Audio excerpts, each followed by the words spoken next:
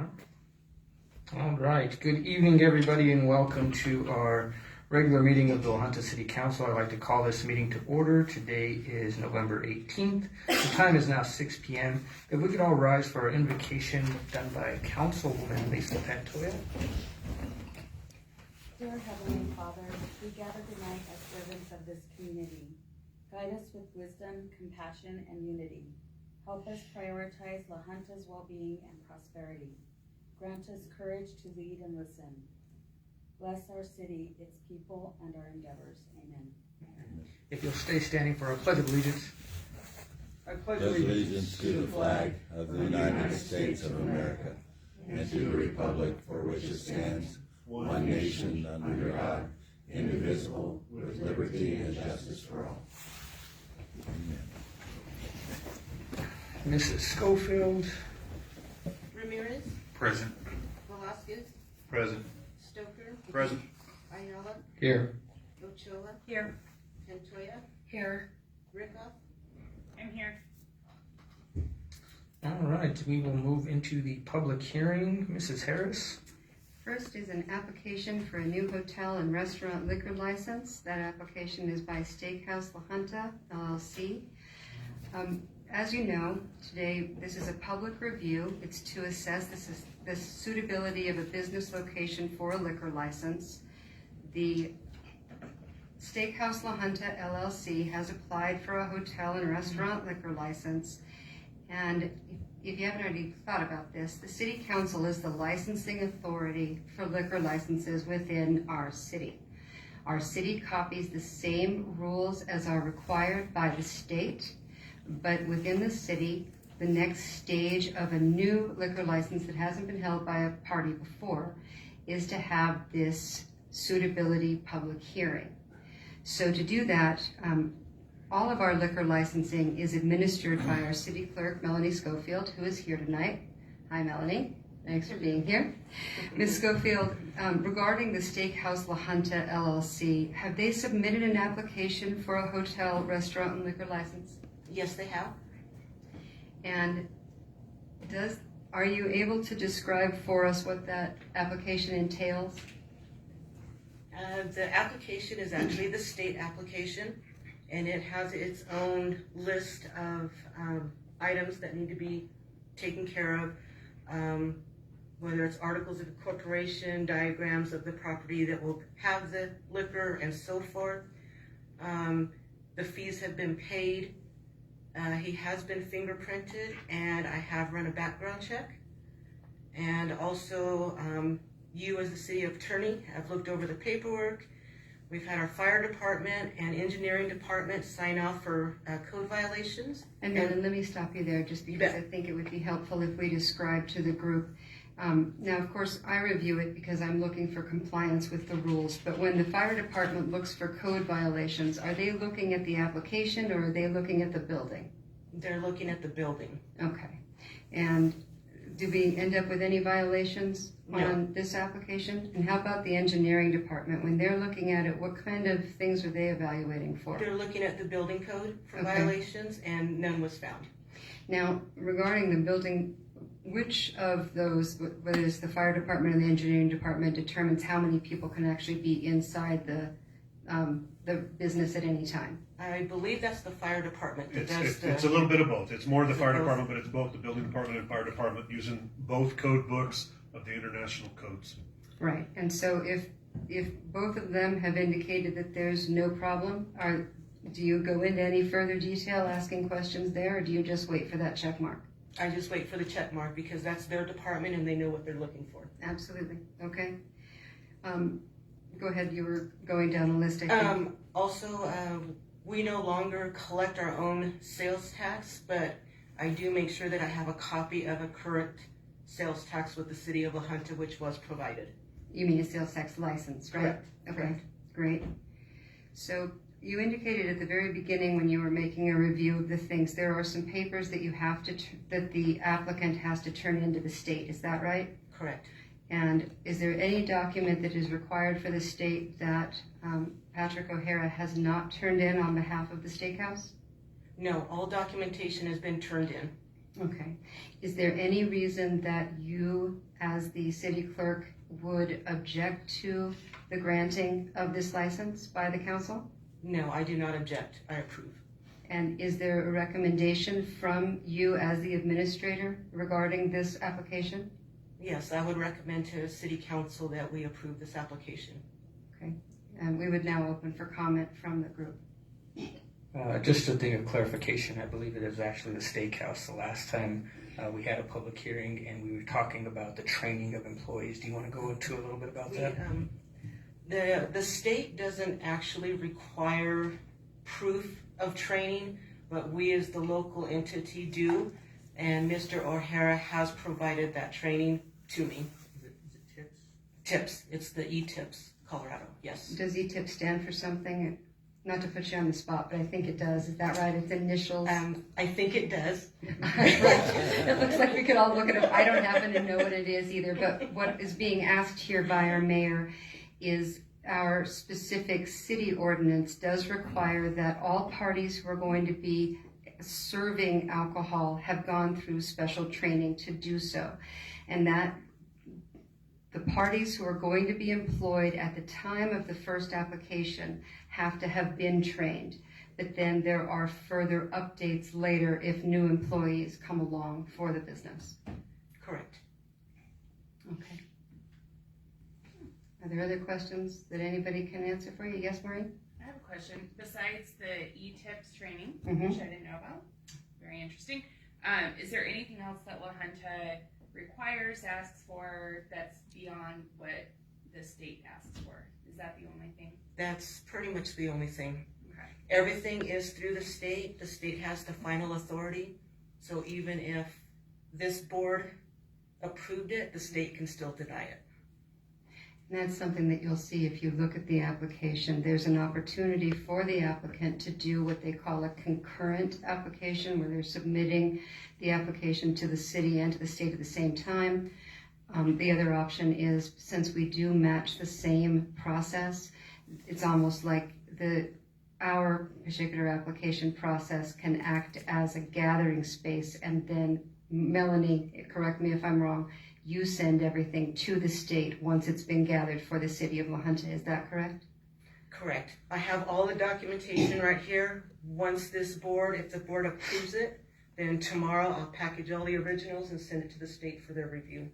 Okay, thank you. I have a question concerning new hires later on. She talked about training Yes. later on.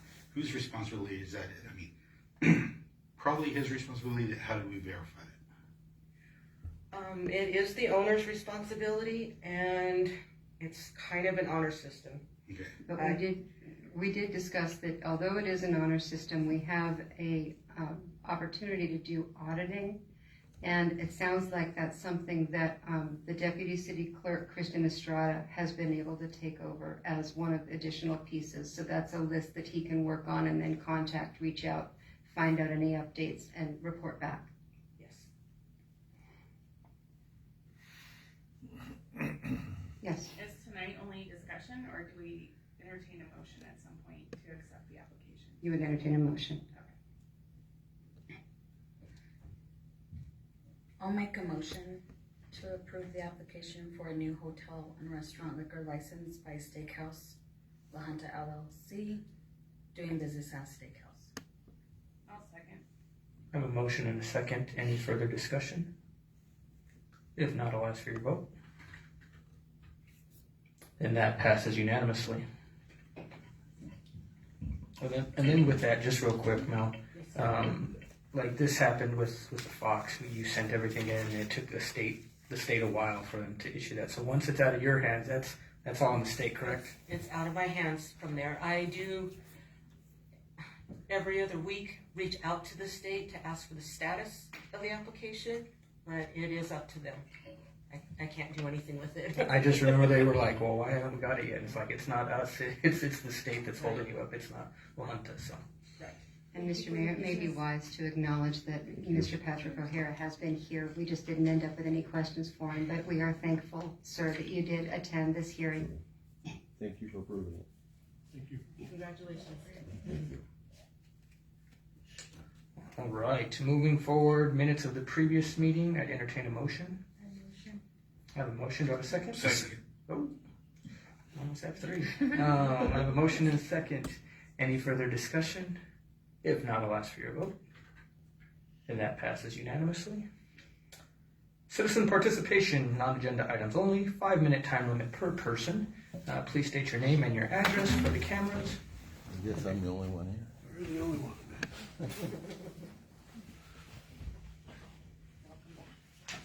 Yeah, taking a break. Yeah. Okay, Douglas Golding, 1316 Lincoln Avenue. I have addressed the council on many occasions over the past years and am disappointed that none of my suggestions have been implemented. This leads me to question whether council has even considered or discussed any of them.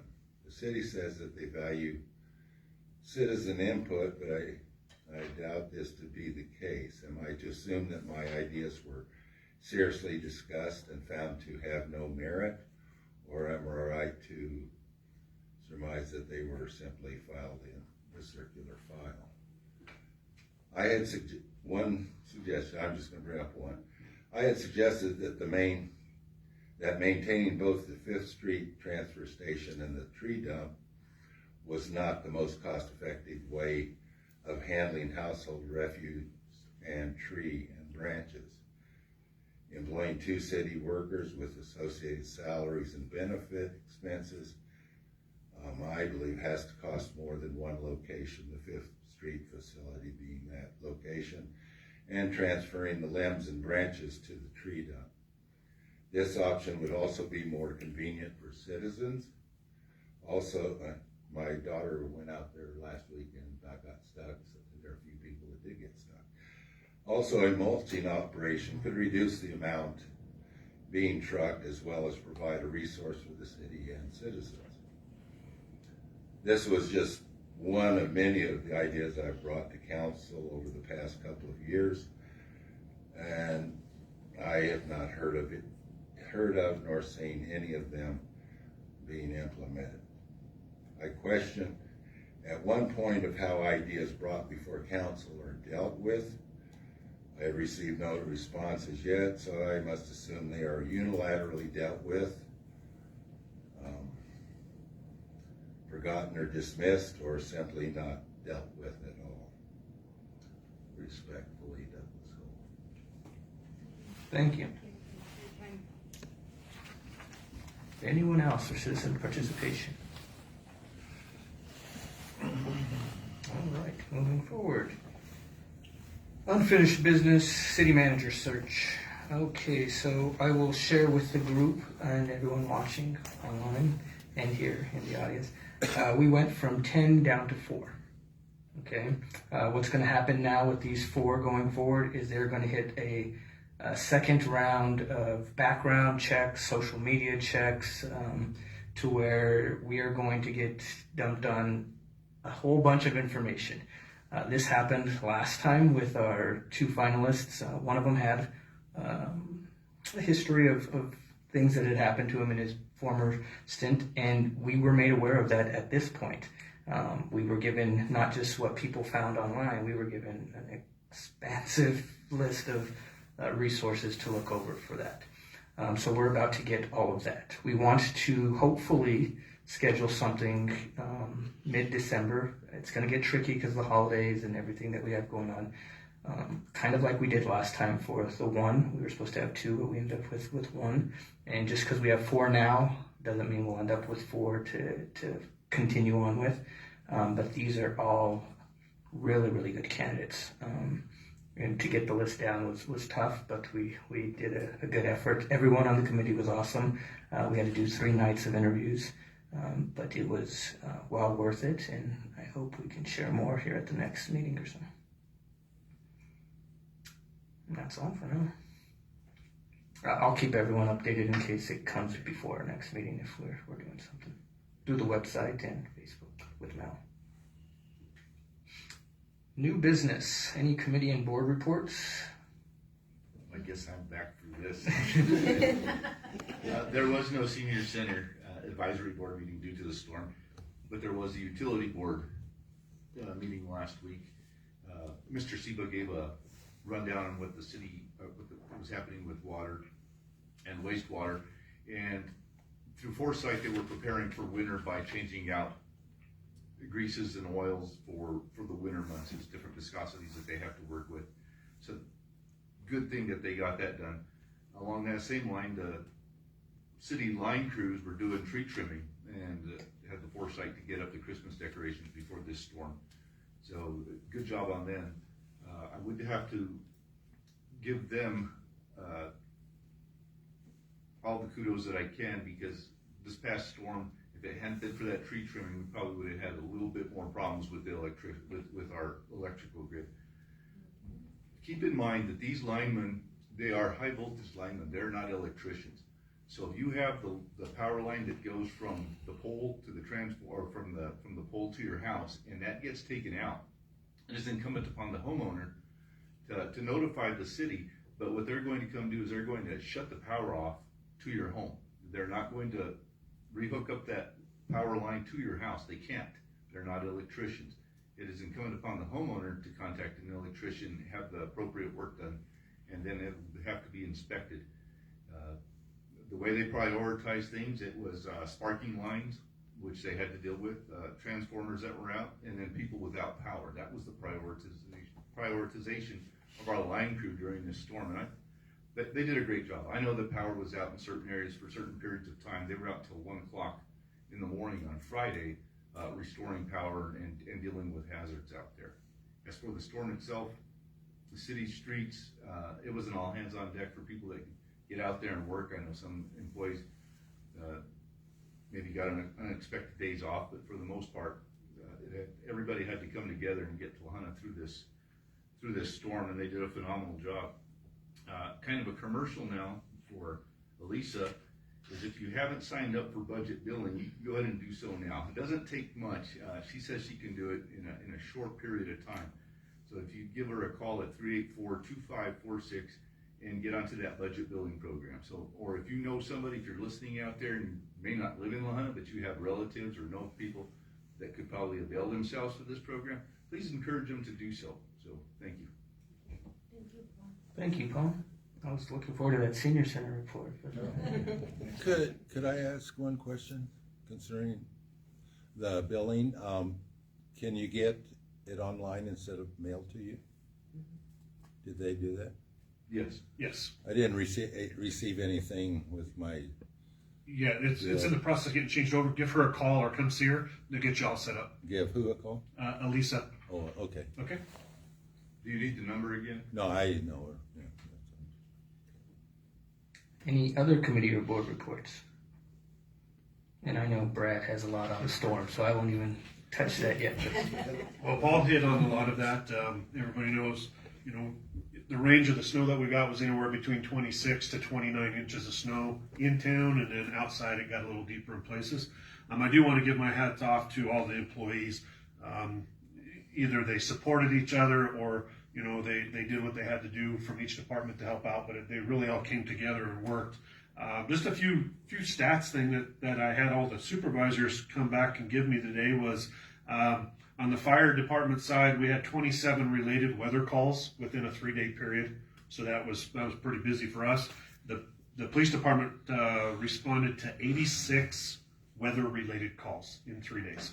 So that's a lot of time there. We did put in a lot of overtime. We did close down the city building and all the other services for a couple days, which is kind of a first that we've closed all the way down for quite some time. But I felt that if we want people to stay home, why make things more complicated and give them an option to come out? Let's keep the employees home and safe that can be home. The other jobs required that they had to come to work. But water department, they put in 30 hours of overtime just during the snowstorm, and they were assisting the streets department of plowing and doing things like that, as well as going to a couple call outs and things like that. Motor pool had 6 hours. This is our big one here, the electric department, and I'm going to give you some numbers, Paul, to help. They had 108 after hours storm related calls. So 108 calls. And with all the time that all the crew put in and everything, they worked 188 overtime hours out of that whole crew. So they put in a lot of extra time. Street department, let me back up one on the electric. I'm going to piggyback on what Paul was talking about, them not being electricians. When they do come in and shut the power off, it's not done for them there. Once the electrician comes in, does some work, make sure everything's inspected by the state inspector and things like that, then our city guys have to go back out and hook that line back up to the pole. So this last week, they've been following up on a lot of those and doing those calls for those people too. Street department. Okay, this is where I'm going to kind of get on my box a little bit here and try to help out is, we either have big snow plows for dump trucks and front end loaders, or we have little snow plows for the side-by-sides, for the sidewalks and such. We have nothing in between. So my new task, and this kind of opened up my eyes a little bit, and I'm not going to just run out and spend money, but we're going to start coming up with a plan for some of the in-between plows, for the 3/4 ton pickups, maybe the 1/2 ton heavy pickups with 4-wheel drive.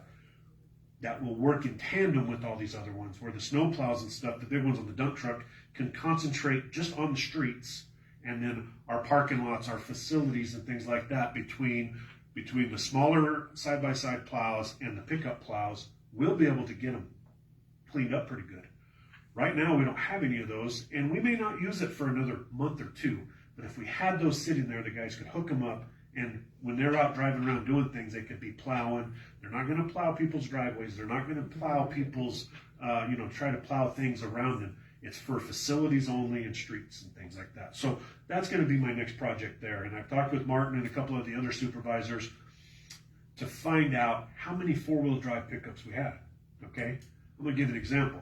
Our parks foreman, Michael Romero, ended up driving his own pickup around because the parks department has no 4-wheel drive pickups. And I told him, okay, stop doing that because you don't need to use your pickup. I'll find you one. They made some things, they changed some things around, got it taken care of. But when we start replacing these vehicles, especially with this fleet program that we're using with the police department, great opportunity. It's not going to cost us any more to get a pickup with 4-wheel drive and maybe a snow plow here and there, where it did back in the 1990s when these were all big things. Okay, that's an automatic anymore. We should not be hurting ourselves, making sure that we have the right equipment. And I think you guys are probably tired of me saying that over and over, but figuring out what equipment we need to do the right job. And those are the little things that opened up my eyes. So between all the plows, we had three big snow plows on the dump trucks. We had 2 loaders, 2 backhoes, and 5 dump trucks working. I know there was some different ideas and things downtown. Why do they put the snow in the middle? Why don't they push it to the sidewalks? If we push the snow to the sidewalks, you're not going to be able to park and get to businesses. So we try to get the snow into the middle. We made the decision today, or I made the decision with a couple of the supervisors that at the next storm, and we do have to do that. That'll be another priority, is get that snow out of the middle of the road so people can get around easier. We had a couple of pieces of machinery go down that we had to get fixed. Just some ins and outs that need to be fine-tuned, and we will for the next few storms. So that's why we had to plow the snow to the middle. Because if we go to the sides, the road slopes, it builds up, and then we have a lot of the buildings that the sun doesn't really reach a lot, and it becomes a chunk of ice for quite a while. We do have some properties or some areas that we really still need to hit. 3rd Street between Colorado and Santa Fe, right there. We're going to keep working on that because it never sees the sun for the next 3 or 4 months. So we got to wait for the warmer days, and they're going to try to hit it when there's not a lot of traffic down there. So just some things to kind of keep in mind when we do some requests. I've talked to Tom, our motor pool guy. He's going to start kind of looking out for some snow plow assemblies that we can maybe retrofit to some of the trucks that we have. Maybe not have to buy a brand new whole setup, but there's some at auctions and things like that. So just kudos to that. Property management, we had a couple little issues out in the industrial park. We did have damage to a couple buildings out there. One was pretty severe where the roof flaps caved in. We were notified of that building, of course, on Friday night at 7 o'clock in the prime of the snow. And we, as the fire department, actually got called out there for a water flow alarm, which means to us that water's flowing through the sprinkler system somewhere. Well, at that time, we also had 4 other calls going on, so we split up and conquered. Once I made out there, property owner or the property tenant came out, Patrick Berg with the board, and he let me into the building. We walked in, and you couldn't see it from the outside, but the inside, the middle of the building collapsed from the weight of the snow, and it broke the sprinkler line. So got a hold of Mr. Jackson and those guys from property management, and they got things lined up and got it supported. We're in the process of getting that all worked on and everything. The pallet building across the street had a little bit of sagging and stuff, so they put some supports in there, but just shows the amount of snow that we had and things like that. They did a lot of hours of overtime as well. So Parks Department, those guys, you know, we think about the parks. Those guys are out just as much as the street guys are usually, because they're taking care of our sidewalks around the city buildings, making sure things are cleaned up around the parks. Granted, come 2 days after the storm, those areas look like a war zone with down branches and things like that, but they still made a point to make sure the cemetery was ready with the work of some private contractors around town offering to help to pick up trees and have a couple funeral services on that Saturday afternoon. And we made sure it was safe to make sure that the widowmakers up in the trees, the broken tree limbs that hadn't fallen down, that those guys made sure that those were out of the way so nobody else got hurt. So that was great. They really went above and beyond. We already talked about that. Now, with this storm, there comes a lot of damage that we're not going to see for a little bit, but we're going to start seeing, and that brings the big topic of potholes. Okay? Mr. Golding laughs. I'm asking the community to be kind of patient with this. Yes, between the water, when you have 29 inches of water, of snow, when it starts melting, that's a lot of water. It takes a toll on our roads and things like that. So if you start seeing potholes popping back up again, just remember, we can't go fix those right away until the snow's all gone and the weather's just, there's certain things that have to be in order, but we encourage you to please call into the engineering department here at the city building and give them a location where these potholes are, and they will start making a list. And then once the weather starts cooperating a little bit, we will make a determination of, yes, this week we're going to go start hitting potholes. So just be a little patient.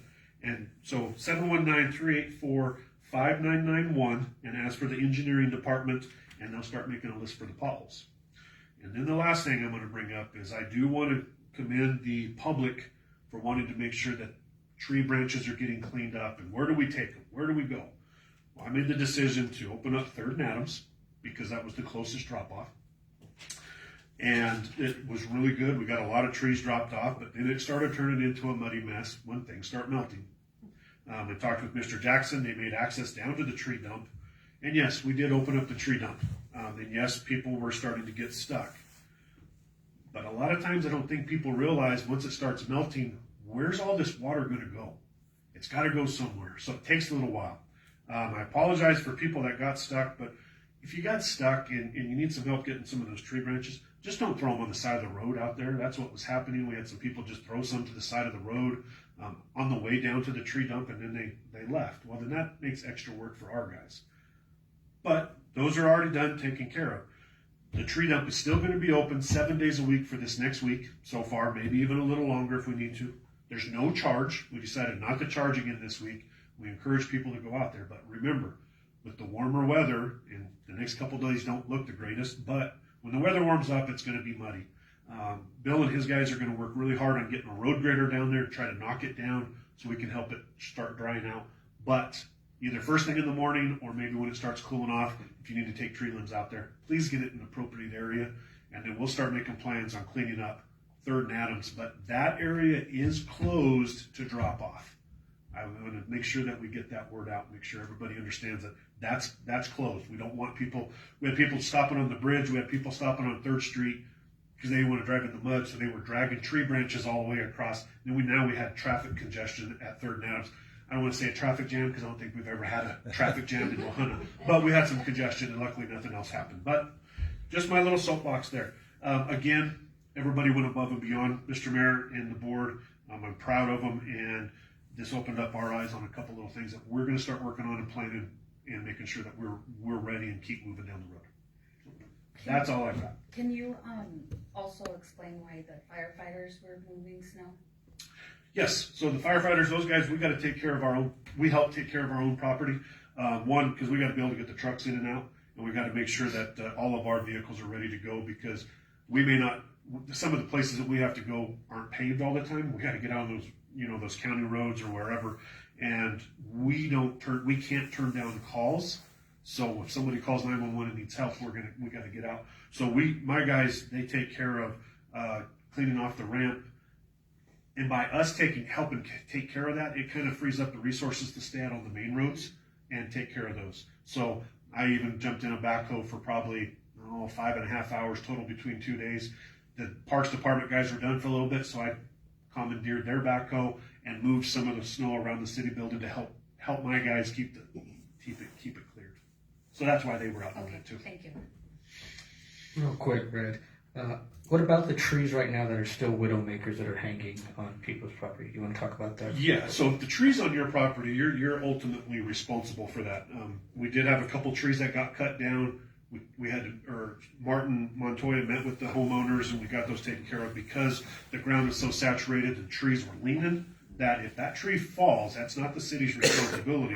That is yours as the homeowner. So we did get a couple cut down.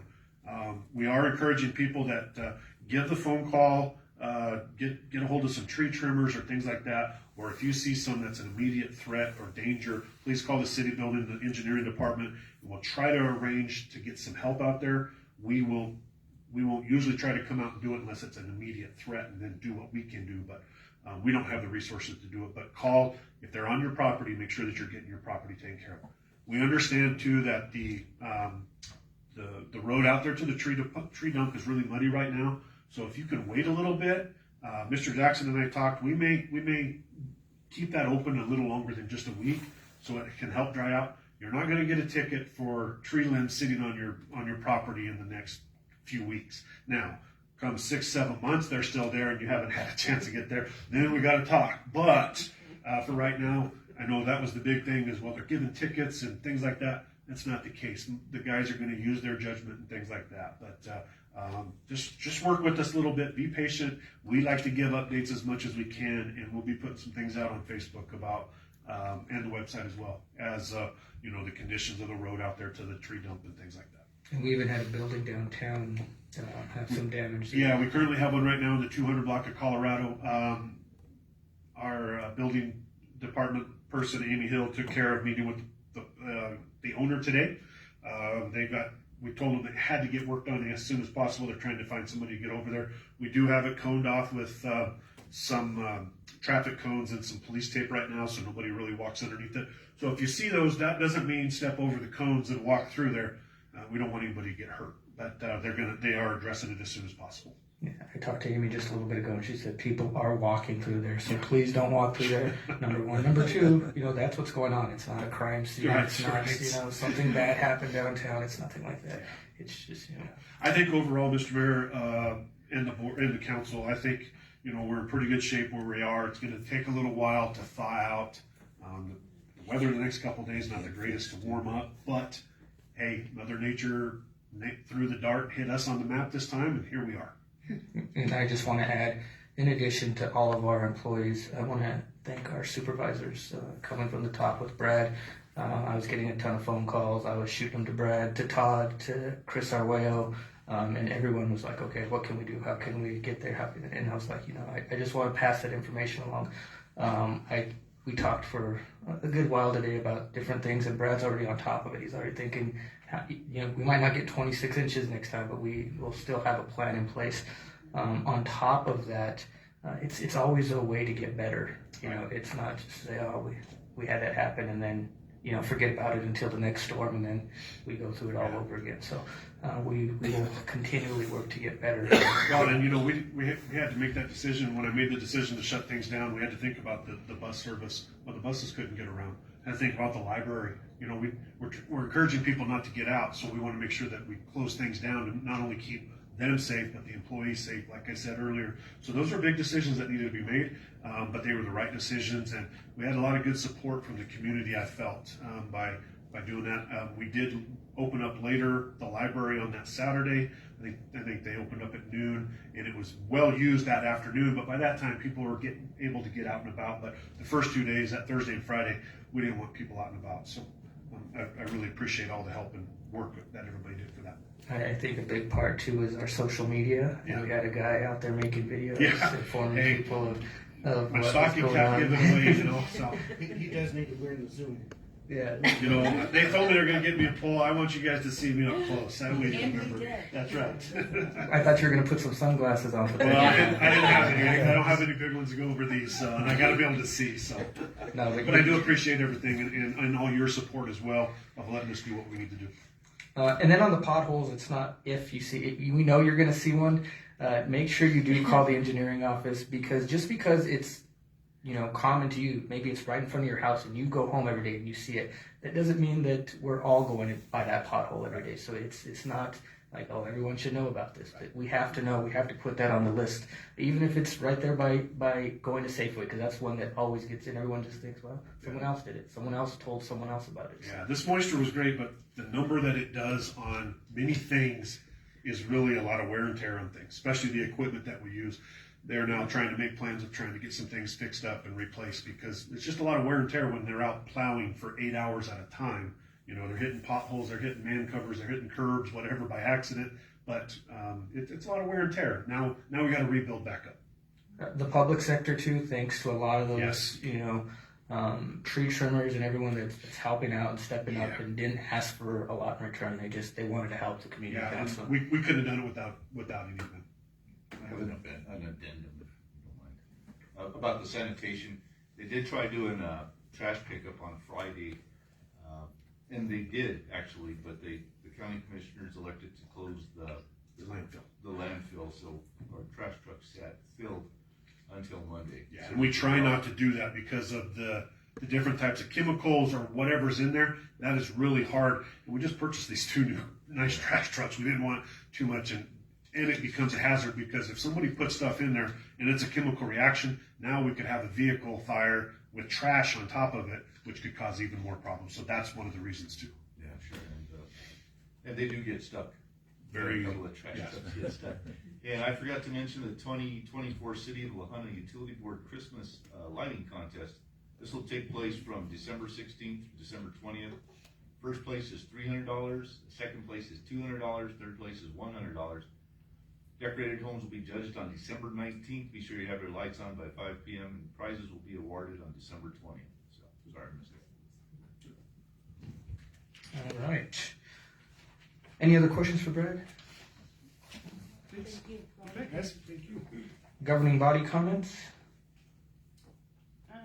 Just really quick, I'd like to do a shout out for a lot of people rallied to make sure that an emergency shelter was set up, and we did have 6 individuals that were served by the emergency shelter, which is fantastic. So huge shout out to Sandy and Marty Lee for opening their church to be the physical place. Otero County Health Department did a bang up job of getting supplies, and both Chris Menges and Rick Ritter both spent the night both nights. So thank you to all the volunteers. It's a long list, but we did have a Red Cross training on Friday, a week late, of how to set up an emergency shelter. So since we just had a wet run, if you will, but we have several local churches that are working on an MOU to divide up and have kind of a schedule for how and when emergency shelters will happen in the future, and 60 people are already trained. There will be 4 volunteers minimum, 2 men, 2 women at every shelter. If people want to help, you can still volunteer to help. You don't have to have gone through the training. We have a backup plan for that as well. But just that huge shout out. I mean, that's amazing that got pulled together as fast as it did. So thanks to everybody who showed up to help with that. And we are having our next Yeehaw meeting tomorrow at 3 o'clock in the county courthouse, room 107, if anybody would like to come and be part of the efforts to assist with housing for all. Any other governing body comments? If not, thank you all for coming out tonight. This meeting is adjourned.